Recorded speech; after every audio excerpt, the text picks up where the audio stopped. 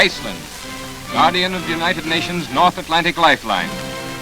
1,800 air miles from Halifax, 825 miles from Scotland, and only 900 from Nazi-held Norway.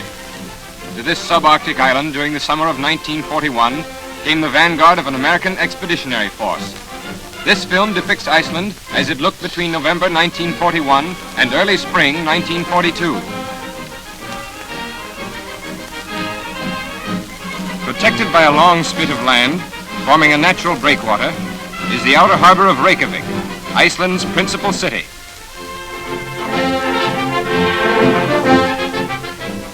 The airport,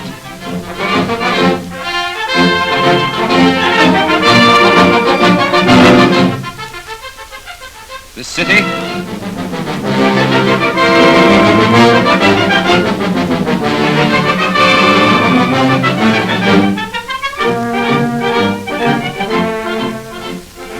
the outer and inner harbors.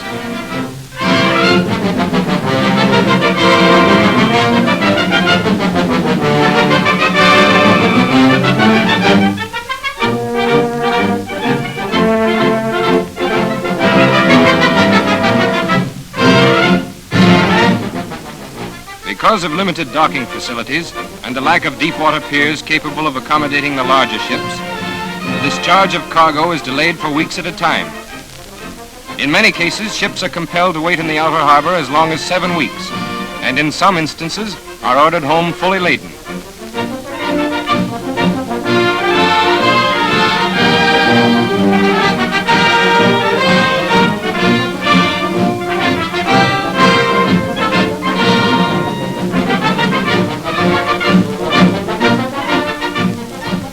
Added to this is the problem of the tide.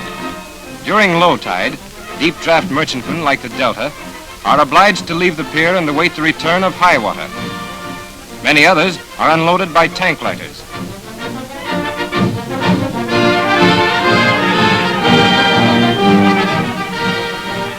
This entire congested area offers a highly vulnerable target for attack.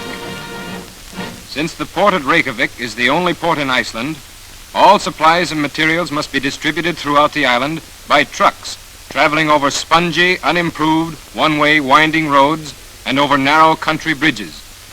The United States Army is laying better road beds and is widening and strengthening the bridges to permit the passage of heavier trucks and tanks.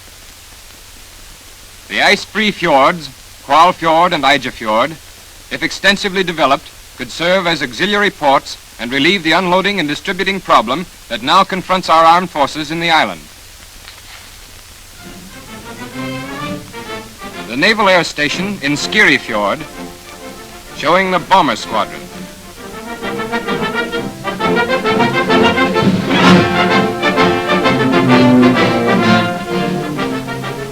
Construction of the prefabricated Quonset huts proceeded rapidly despite the lack of tools needed to erect them.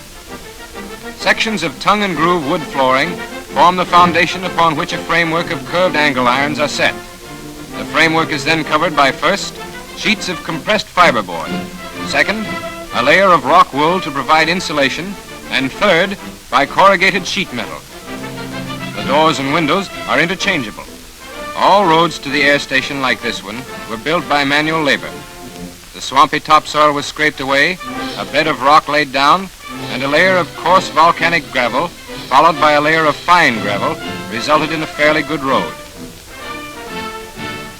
While the construction of quarters was underway, the members of the bomber squadron, when not on patrol, dug and built 10 sandbag-protected gun emplacements. The guns, 50mm anti-aircraft pieces, were part of the bomber patrol's reserve equipment.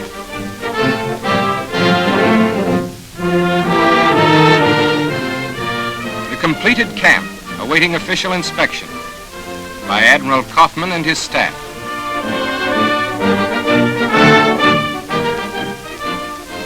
Warm, well-lighted, and comfortable.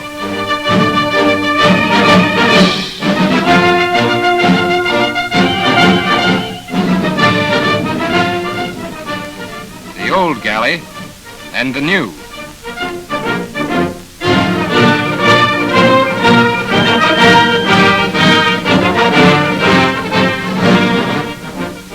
Adjoining the Naval Air Station in Skirifjord is a small, courageous unit of Norwegian flyers.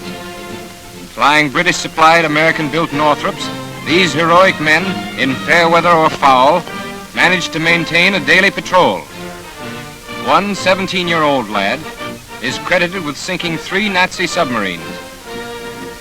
For protection against storms or air attack, the flyers have cut out revetments in the shore bank. Planes are moved to and from the water by a homemade wheeling device fastened to the pontoons. On shore, this is fairly simple.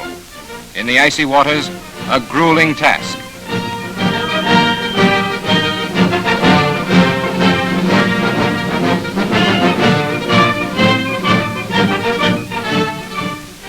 The Reykjavik Airport, a well-developed airfield for land-based planes on the island.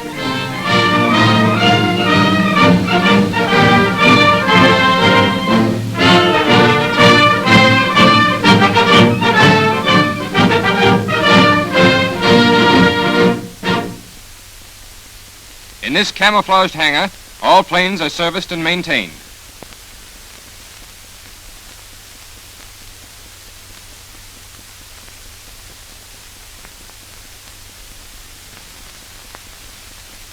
Besides the field at Reykjavik, there are 4 other land and sea bases. At Caldardanes, a 2-way, well-improved field capable of repairing and supplying all planes. At Hornafjord, a 2-way land plane field with no supplies. At Budereri, an ice-free seaplane base with limited supplies. At Akureyri, an ice-free seaplane and land plane base.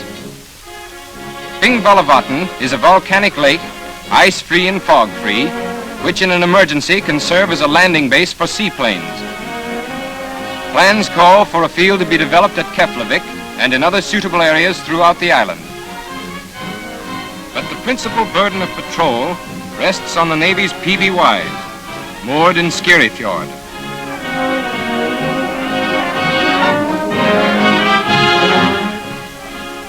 On January 13, 1942, a wind of intense velocity came crashing down on the island, leaving a path of destruction in its wake. The harbor was a churning maelstrom. Many cargo ships were beached, lighter vessels were blown ashore. The PBYs weren't spared.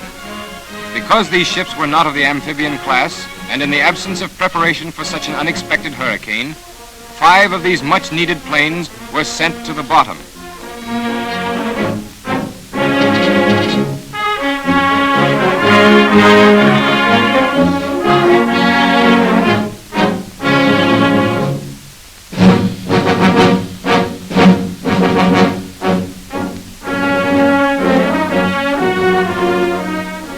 The blow abated.